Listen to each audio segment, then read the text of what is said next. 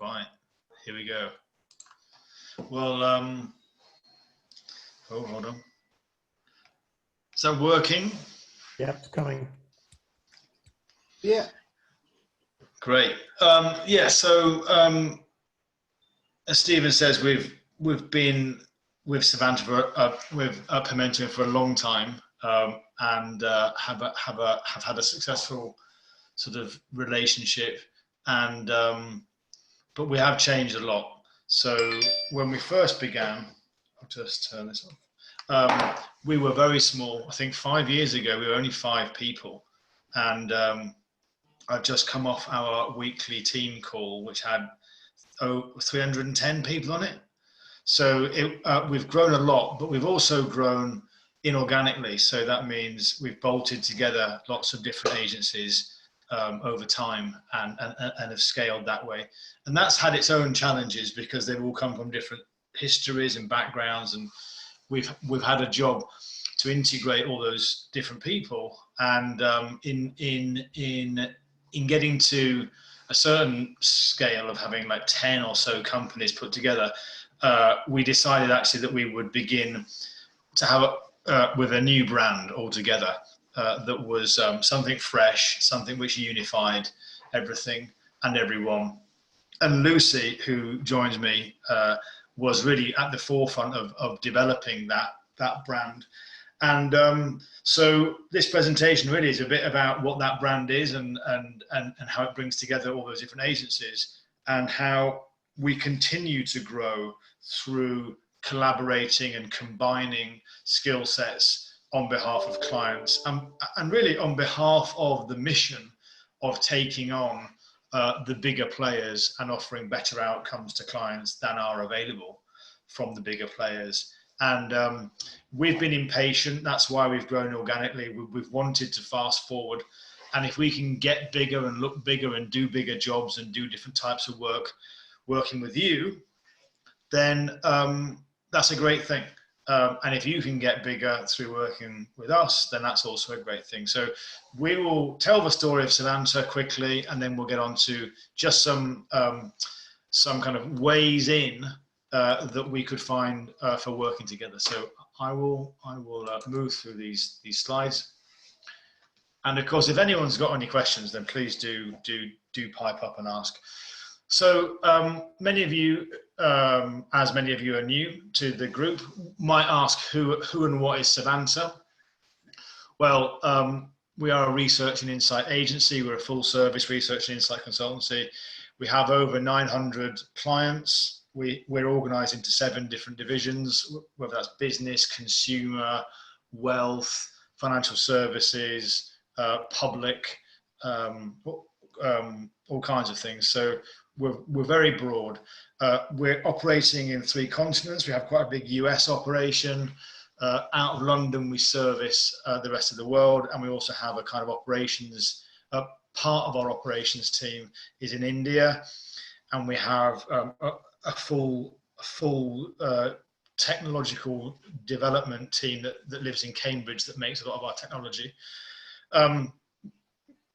We don't have any particular special methodologies that we aim to do. Quant, qual, ethnography, online, offline, all sorts of things. Customer research, employee research, influencer research. We even have an MPs panel. And critically, we work directly with clients, and we also work with them through intermediaries. So about a third of our business is actually providing research and insights through agencies, other agencies, to end clients. Those agencies might be a design agency like Fitch. It might be a PR agency like Gingercoms, who actually specialize in providing insight-led PR. We are the insights behind that PR. They are the story. And together, the insights and the story are powerful PR. So we're very used to working with agencies, and we're very happy with that. We offer bespoke research, so things that are made for specific clients. And we also have a large amount of syndicated insight, which is studies which we are already running in the background, and people can buy into those studies or buy access to them through dashboards and subscriptions. And And we're disruptive, and we're growing much faster than the industry is growing, mainly because we're willing to challenge the norms of the industries. And our desire for progress is really what we want for our clients. And progress is really the backdrop and the core idea behind our positioning. So we have this idea that we want to help clients make better decisions. And that's where we started with our kind of Savanta idea, make better decisions. And then we hadn't really thought about it enough, and it was still in our heads, and many people were asking us, well, why should we make better decisions? Actually, when you look into the science of it, for organizations to make progress, it's not by chance that they make progress. They make progress by regularly making better decisions. And our goal is to help clients make progress, and we do that through helping them make better decisions. And decision making is something which has often been studied, talked about. Lots of consultancies say decision support, advisory, indeed even say make better decisions. And what we have learned through working with so many clients in so many different situations is that the barrier to decision making isn't actually a lack of data or insight. That's certainly important, but it isn't a lack of that.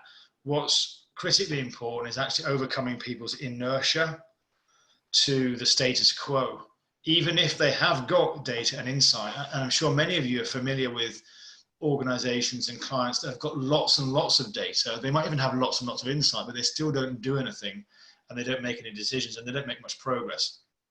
So what we actually have come to realize is that change and progress only happens when ambivalence is overcome. And ambivalence is basically recognizing that you should do something, but you can't quite bring yourself to do it. So our mission is to help people not only regularly make better decisions, but also execute them. And to do that, we've organized into two sort of core offers. Effectively, we have information, which is to help people understand the decisions that they can and need to make. And that's falling into facts, figures, findings. And I'm sure you can imagine what that might mean: data, charts, recommendations. And then we have on the other side, inspiration, to help people feel that they want to do something and that they can. And the combination of these two things, information and inspiration, are basically how people not just know that they need to make a decision, but they feel inspired to actually go ahead and do that.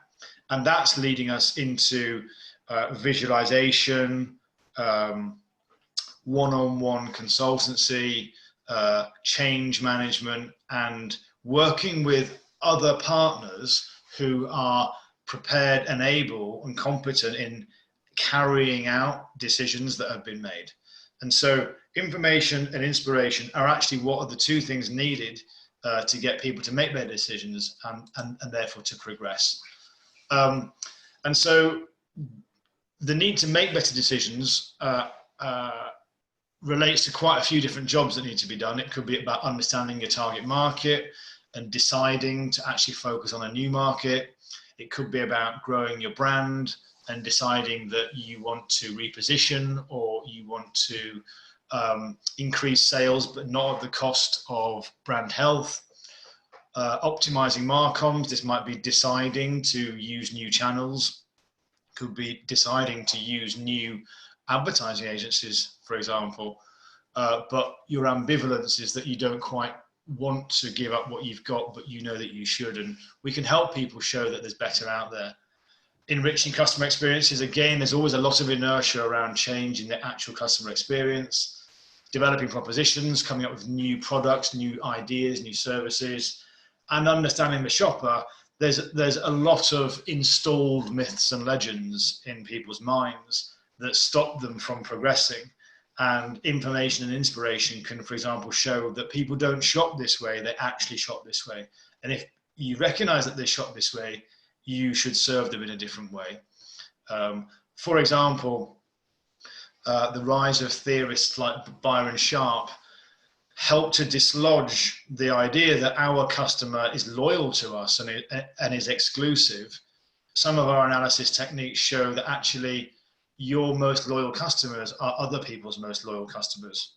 And once you've accepted that your customers are just heavy category users, your job is much more focused on stealing back share than maintaining exclusivity. And sometimes dislodging these myths can really transform a marketing strategy. So I mentioned that we work with agencies to fulfill our scope. We have a thing called Savanta Connect. And the purpose of Savanta Connect is to extend our ability to serve clients. And it was born out of a desire to create real-world implementation and impact. And so when we think about making a real difference, we think about actually changing websites, actually building shops, actually retraining staff, and actually coming up with real products and trialing them. And we recognize that we can't do that as a research and insight specialist, but we recognize the value in being able to offer this model. And clients are increasingly willing to work with a patchwork of experts. And taking that trend on board, we saw an opportunity for a win-win between experts in the field who may be very inspirational, but they lack the information. And us being predominantly an informed business with an ambition to be more inspiring, to find this connection that actually there might be inspiring people, organizations, agencies here who aren't research agencies, and together we can offer inform and inspire and really help clients progress. And that's been a path that we've trodden for some years, but we'd love to push a bit harder on. I've just got a few examples. So Deliveroo, one of our biggest clients, this is what I would call an informed client. We do daily tracking for Deliveroo in about 30 cities. And there's so much data that we can't possibly chart it and we can't possibly talk about it because there's too much to talk about. So we send all of that data through an API, which is like a wire, and that transmits all of their data at midnight to their servers, and they receive their brand tracking data in their computers in real time. That's one thing in itself. But where that data comes out is actually in a platform called Looker, which is their data browser for all their data, which means they can then set brand tracking data against other data, such as marketing spend, sales, retention, the number of riders they've got, the number of restaurants they've got, and draw out patterns in real time that allow them to manage their business far better. And that's a huge technological feat that we do, not only from an operational perspective, but from a technical perspective to build that connection. But obviously it breaks down the barriers that research often has, which is it's a pile of data disconnected. Here, the data is directly injected into the other data, mixed and blended, and people can see connections instantly. Dr. Martens is what I would call an inform and inspire job. Here, there was a need for insights and research about customer experiences and why the shop wasn't working. And then we went into how the shop might be, and we brought new shops to life and we showed them how it might be. And we were able for them to try on the future. They liked a bit of it. It was brought to life in a way that made them get beyond their ambivalence to change. And now they're busy building new formats based upon that. And Fitch is an example of how we work on Savanta Connect. So we work with Fitch, who are a design agency, multi-country design agency, but have a big office in London. Their client was Samsung. Samsung wanted to make the case to build experience stores. Fitch was going to build the stores, but it needed the evidence that people wanted one and what they would like within it. We did the research, we worked with Fitch. We informed that strategy, and Fitch put together the inspire elements. Samsung were inspired by the combination of these two things and then went on to build the shops. So that's an example of how we work with agencies to make something happen in the real world. So where can we add value to you? Ultimately, you might have clients or relationships or opportunities where you need to add fresh perspectives to help people get out of a rut. Maybe your ideas for change need hard data or compelling accounts of problems. It could be quant data. It could equally be people talking to camera explaining that there's a problem that no one's listening to. That's often very powerful. Where you need a bigger team to support you, but don't want someone muscling in on your clients.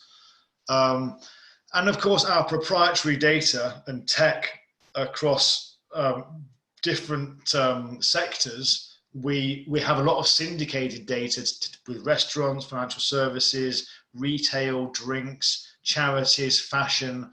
We may have already data that can help power up your pitches, your projects, and even your performance evaluation if we're tracking one of the brands that you're working with, for example. And we're tracking, I think, over 6,000 brands in 5 countries every day.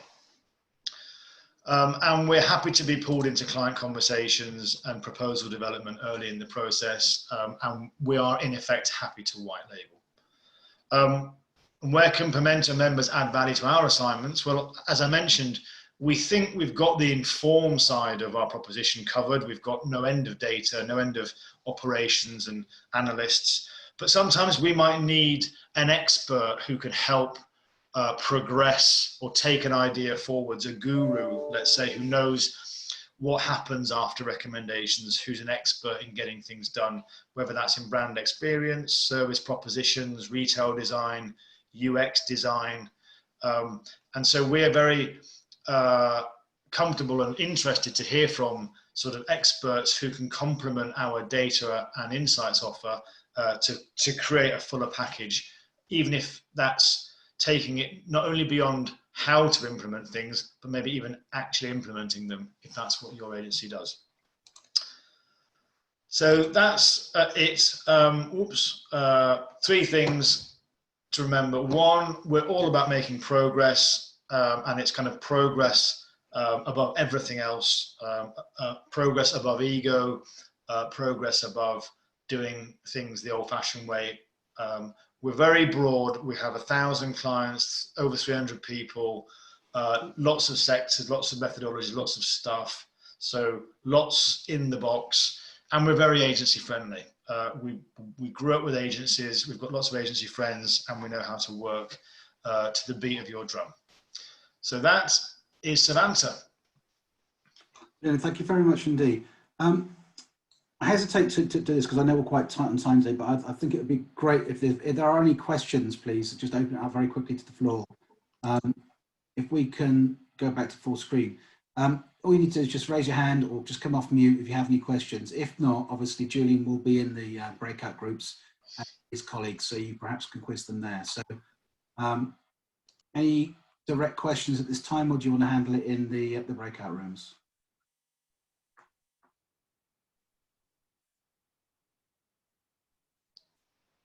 Okay, well, what the case, we're going to breakout rooms now. Molly, can you take a run through what's going to happen, please? So I'm obviously totally ignorant of technology, as you know. Come off mute. I'll just send you to breakout rooms. It's probably going to be 5 people per room, and it will just ask you to join, and you can just click join. And then after maybe about 10, 12 minutes now, just because we're a bit running over, then I'll recreate the rooms, and then you'll just go into another room. Okay, so it's a complete surprise and it's random. Yeah, it's right. Yeah, it's just automated. Okay, great. Thank you very much indeed. And we'll see you all back here afterwards, yeah? Yes. Thank you very much.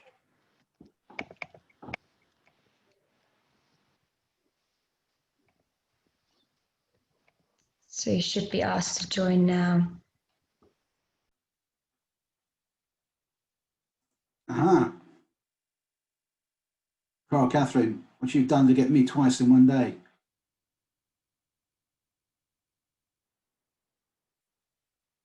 And Neil, let's take you on off mute.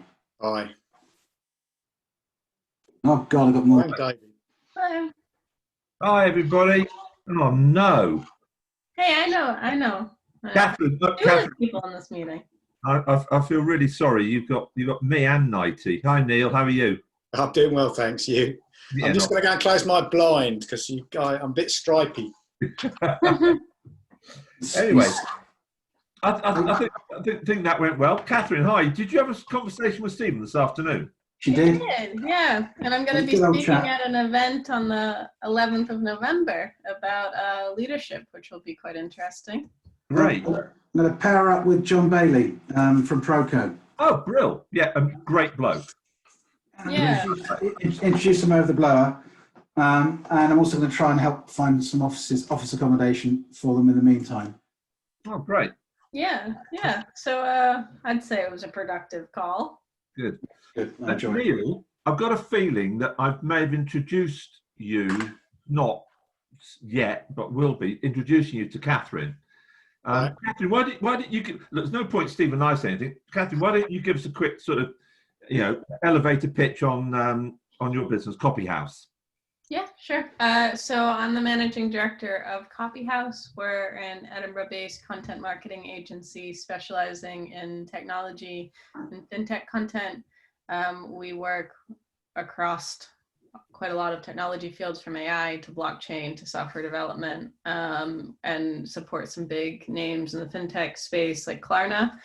They're one of our recent clients. We also have VisionBox, who create the biometric technologies for border controls, which is a really cool piece of kit. It's creating, digital cities and airports of the future. So we work with some really, really cool clients doing some really innovative things, and really specialize in the more technical production of content and do everything from the original branding workshop, helping them find their avatars and their tone of voice, to the strategy for an SEO website build or long form content. And then we do SEO optimized landing pages for websites and long form content like ebooks and white papers and thought leadership. We help quite a lot of senior leaders build their personal brands as well, which is quite interesting. Yeah, that's kind of us in a nutshell. Right, thanks, Catherine. Yeah. And as I say, I think Neil. I think has Steve been in touch? Steve Holt, has he been in contact with you already? Yeah, I think so. That name sounds really familiar. I thought I'd I connect. think you've had a conversation with Steve. So Steve's my business partner. Yeah. Sure. Yeah. Yes. Sure. Yep. We did. So you know all about us then. Yeah, I do. But I think the bit that's interesting that Catherine's got here is that technical piece, that writing piece, that might be quite supportive to you guys, because really you're into lead change management and supporting businesses, and I think one of the reasons, just to understand, Catherine, I think one of the reasons Neil and his partner Steve joined the network is to actually give them access to resource that we've got to help them with their clients as their projects move forward. Clearly, and we're also, if we have anything that's relevant, we'll be sort of clearly passing over to Steve and to Neil as well. But yeah. So it's interesting. So the one thing I will say is my partner plan worked. And I said that. I said that because Nighty's on in our group as well. I was talking to Steve about internal communications, because we do our internal communications for Cigna quite a lot. So he was talking to me about a project. To the responses. With interviews, pieces to camera, that sort of stuff. We've just done a piece of work for home agency, which was I can't disclose the client, but it was a great use of live action with like sort of animation on screen. Great short project. So yeah, I mean that's it really. My pitch isn't greatly contextualized just yet because I'm so new, but hopefully that gives you a good feel, gents. Yep. Good. Hello, Stephen. I got kicked out of the room. For some reason I ended up in a room of four, and one of the other people was David. I thought that can't last. I was thrown out and thrown into your room, guys. Good to see you all. See you, Tim. You're looking well. Thank you, mate. Shall I do my next intro, because no one knows who I am and I'm a new boy as well? Are you next up? Are you next up? Are you? I could be next up. Go on then. So, hi guys, I'm Tim. I'm an old Pimento from many days of yore, Stephen, when we were probably a group of about 15 or 20 of us or something like that, weren't we? Way in the old days. I've been away. I used to own an agency that was an interactive agency. I sold my 50% share in that at Christmas. And partly because the last 3 years I've been having fun in the world of experiential marketing with a big agency called Jack Morton, who do the fireworks at Christmas Eve, for example, or run the Euros, or do the Olympic and opening closing ceremonies. So I've been in a nice world of experiential. Of course, the live events part of that has really smashed at the moment, and it's a disaster for everybody from West End to the Olympics. So we know it's in a crisis. Personally, really fortunate because I've got clients who are my biggest client's EY, my second biggest is Ford, and I work with brand strategy. So I'm probably help those guys solve their challenges of what they do and who they do it for, really, and then help them to articulate that, whether it's articulating it visually, whether it's articulating it in words, or in fact to get their position right, because in fact they're not even telling the right stories to the right people often. So that's my challenge, is to dig through the deep weeds and come out with something that is crystal clear for these guys, I suppose. And it's sort of fun because people like Ford are into, you know, electric cars, sustainability, such as the future. They're as much about mobility, and then bizarrely, so are people like tax and audit, like EY. They're as much into sustainability and cities of the future and things like that as well. So there are some really big common crossovers. So that's me. I'm a freelancer. Are you doing that for yourself now? Yeah, I'm still with Jack. I've still got EY as clients, but I'm just on that cusp, Stephen. I've got a couple of outside clients at the moment who I've been doing brand strategy for, a couple of sort of 7 million turnover companies, and I've helped them reposition. It was just you pick up experience as you get older, don't you? And then you walk into these companies and you get to see their problems and their challenges immediately. And so yeah, it was a chance to. So I'm on the cusp of doing a lot more on my own. That's why I'm testing the Pimento ground, actually, Stephen. Yeah. Oh, good. Well, it's good to see you again, mate. Cool. So, thanks for the time and good to meet you all. Good to see you. Good to meet you. Likewise. Yep. Who's next? It's me, or I suppose I can go. I suppose. Trevor Shepherd. I own a radio specialist agency, HS Media, based at Media City in Salford, Manchester way.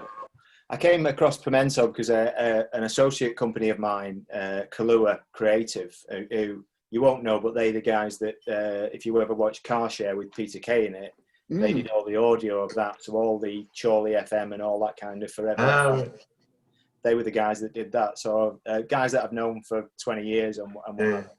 But as COVID struck earlier this year, I thought, well, nobody wants to talk to you. Everyone's going to go away and firefighting. So I thought, well, I need to network. I need to get out and do more.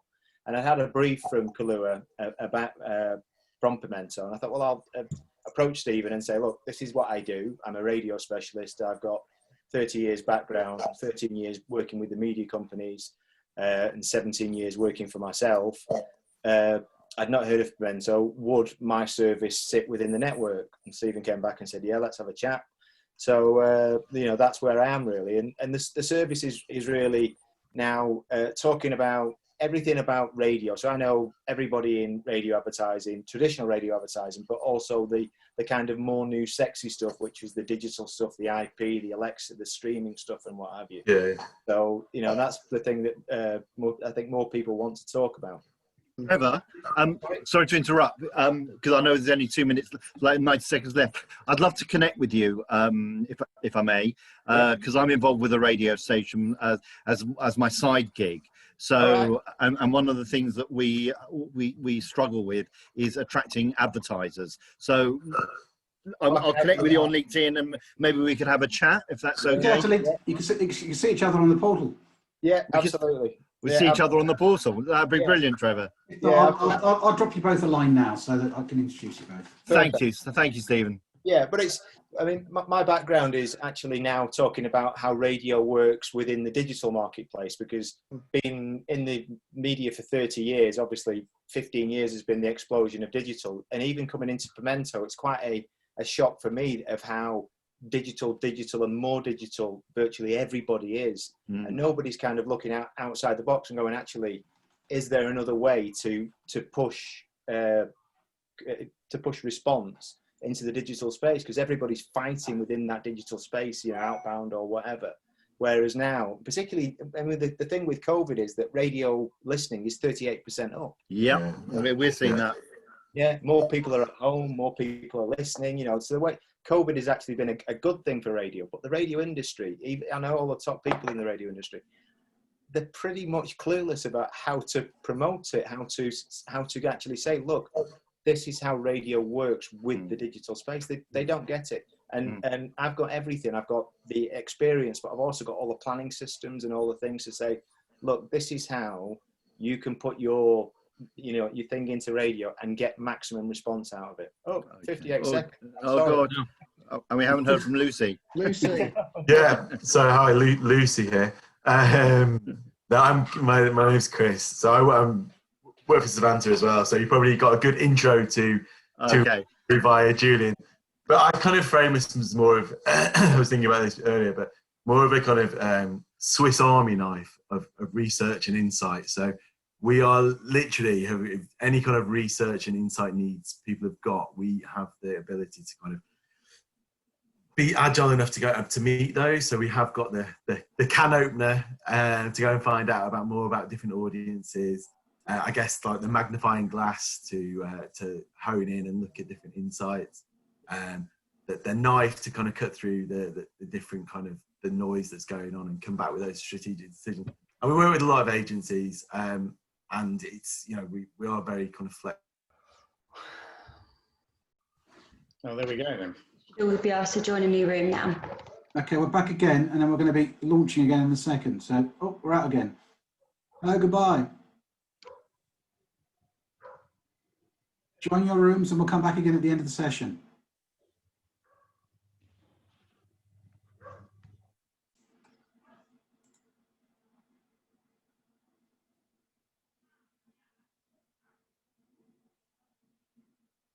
I'm taking this personally.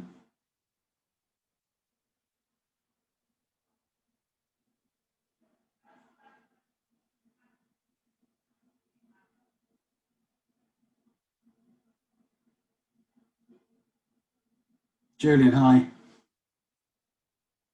How unlucky can you be? You get me, mate. I'm sorry about that. Trevor, you there?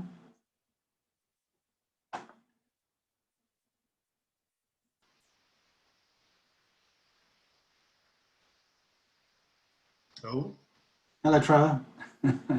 Twice in one afternoon, sir.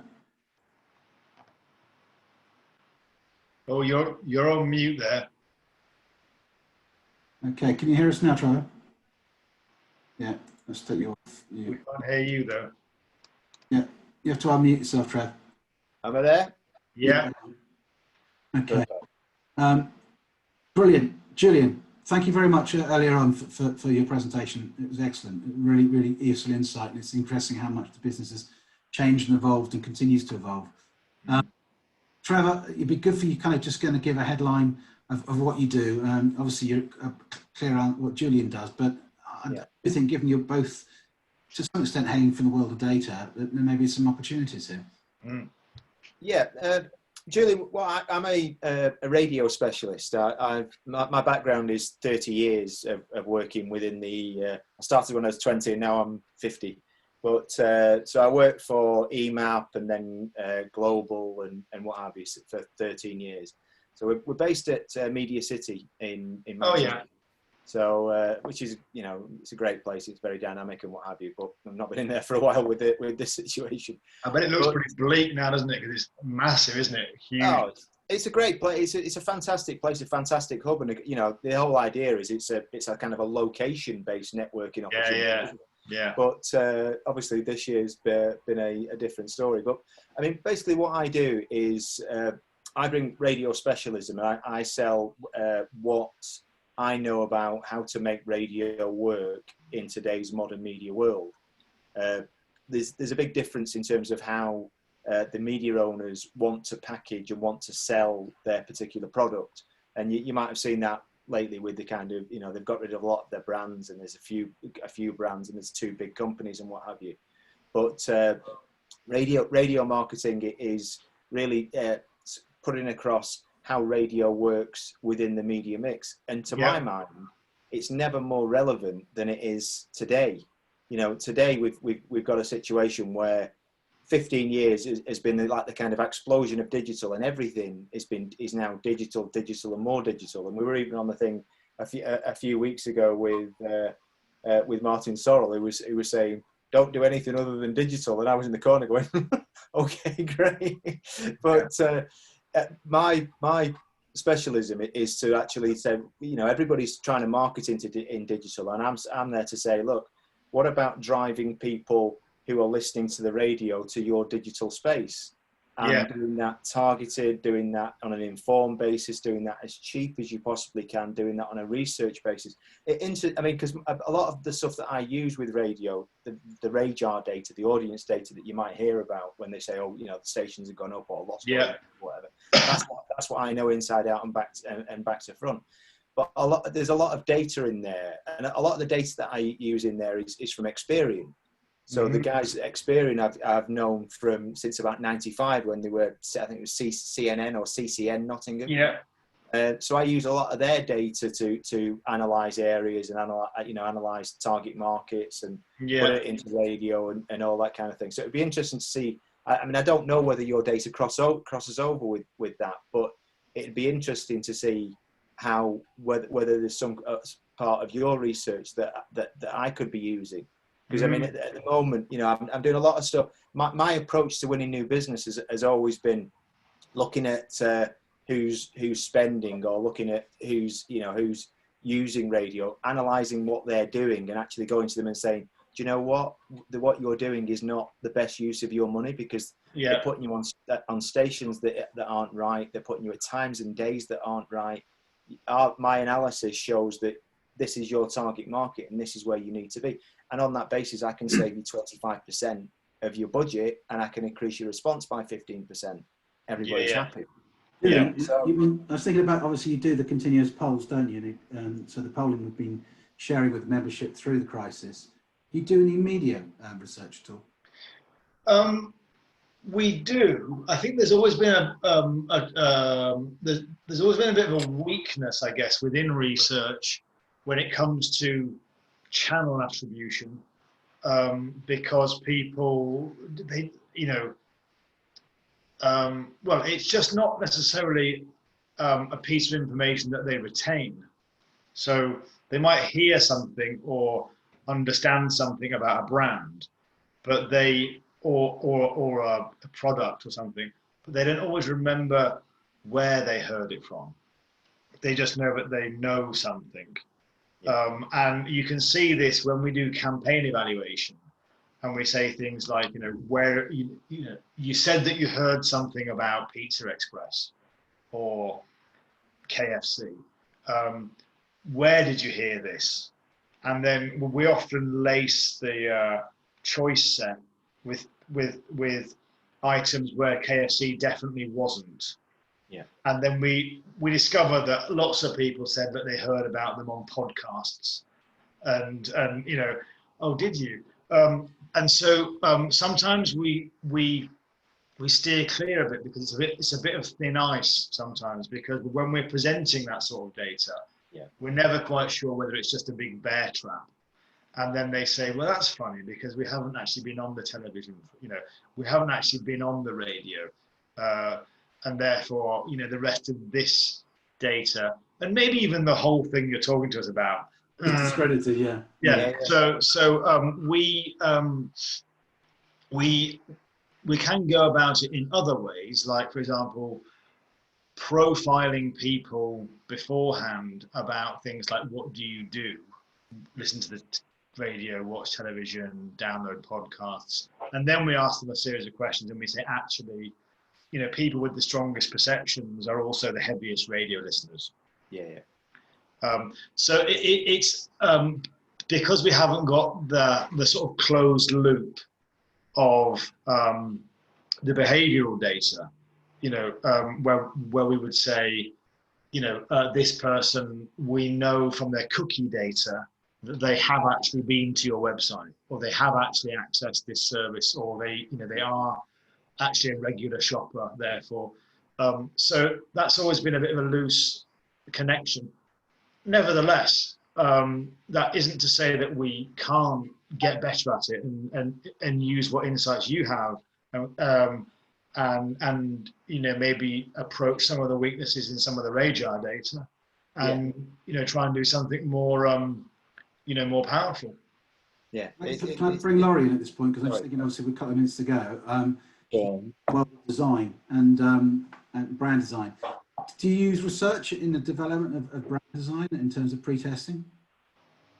So just to clarify, so we're a design consultancy who so we come traditionally from an industrial design background, and then we kind of moved more towards the kind of customer experience design space.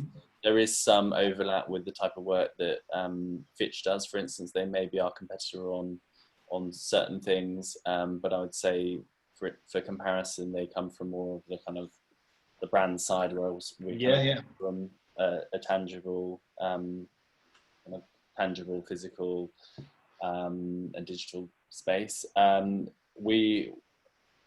Part of our process is we have our designers are researchers, so they'll generally be dealing with qualitative aspects, but then where it's important to, they'll inform that with surveys, interviews, some gathering quantitative. So actually, I think a lot of the stuff that you were presenting earlier was quite interesting to me. Well, I mean, only about 25 seconds, but I think I'll follow up, and maybe we can have an opportunity to speak at some point. Yeah, and similarly for us, we have industrial clients that want to take things forwards. Yes, yeah. So yeah, that's. You used to have a whole environmental research department, didn't you, looking at interiors for shops and all that sort of side, Julian? Yes, yeah. Well, that's good. Last 15 seconds. What sort of There you go. Very good. Hi, Tim. We need to have a call, mate. We can do it. Mr. Morley, is that you? It is. Answer which box was talking. I'm not quite sure what happened to me on the last one. I was in the middle of introducing myself and got kicked out into a different session. So. Oh, sorry, that was my fault. There was loads in your room, so I thought I'd move one of you. Okay, you picked the wrong person because I was the one mid. Oh no, I'm sorry. It's okay, don't worry. I had a chance to do it twice. I should have warned you. Okay, so somehow we've managed to lose, I think, 3 people in the course of the last half an hour. But thank you very, very much indeed for participating. Literally, because we haven't done this before, I've been really interested in your learnings and your feedback. So, Isabella, I'll drop you all a line in the morning. Yes, if I can just say that, thank you guys. And obviously it was our first pilot exercise or networking event, and I'll send a very short survey. And obviously we want to improve, and if you could just complete it, and we look forward to the next one. And thank you very much to Savanta. Yeah, thank you very much to Savanta. My initial impression is we need more time and more alcohol. Yes. But thank you. We'll get your feedback. Great drawing, Ralph. I love that. Savanta, yeah, progress, breadth, agency, friendly agencies. You're agency friendly. I think we're all agency friendly, and hopefully you've made some good connections this afternoon. Hopefully you've enjoyed yourselves. Sorry it was so brief. We need to do it again, and we need to do it more frequently. But I, for one, enjoyed it. I'd like to thank Savanta once again for putting this evening on, and I hope to see you all very, very soon.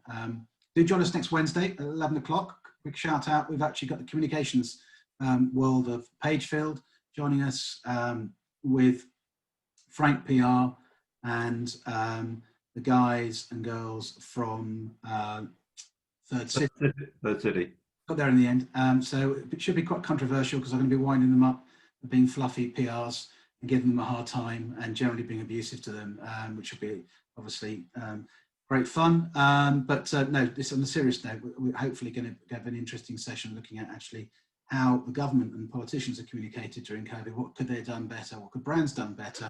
and what advice would they be giving them now as we go into the next 6 months. So that should be entertaining. And since we've got a few PRs on the call, please do join us for that. And anyone else, you're all welcome. Have a lovely evening, and look forward to seeing you very soon. And thanks once again. Thanks, Thanks, guys. Thanks, guys. Bye. Thank you.